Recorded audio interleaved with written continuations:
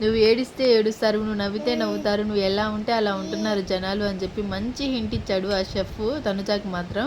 అయితే తనుజ ఈరోజు దొంగతనాల మీద దొంగతనాలు, ఇందాక ఫిష్ దొంగతనం చేసింది, దొంగతనంగా స్నాక్స్ తినడం, దొంగతనంగా జ్యూస్ తాగడం, అసలు ఎంత ఫన్నీగా ఉందంటే ఇమానీలకు కూడా ఐడియా ఇస్తుంది దొంగతనం చేసేద్దాం దాచిపెట్టేద్దాం అని.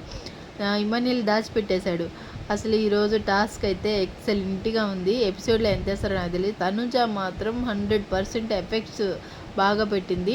అయితే వీళ్ళల్లో ఒకళ్ళు రాణిలాగో రాజులాగో మారడానికి ఛాన్స్ ఉంది అనుకుంటే వీళ్ళు ఇంట్లో చీటీలు వేసుకుంటారా అలాగా చీటీలు వేసుకున్నారు. అంత పెద్ద గేమ్కి చీటీలు అవసరమా? డిస్కషన్ చేసుకొని ఎలాగోలా గేమ్లోకి వెళ్ళకుండా చీటీలు వేసుకున్నారు. చీటీలో డిమన్ పవన్ నిఖిల్ వాళ్ళిద్దరి పేర్లు వచ్చా, వాళ్ళిద్దరే లేరు, నిఖిల్ విన్ అయిపోయాడు. సో తనుజ ఈ రోజంతా ఫన్నీగా చేస్తూనే ఉంది. సంజన గారి కంటే దొంగతనాలు ఎక్కువ చేసింది ఈరోజు తనుజ.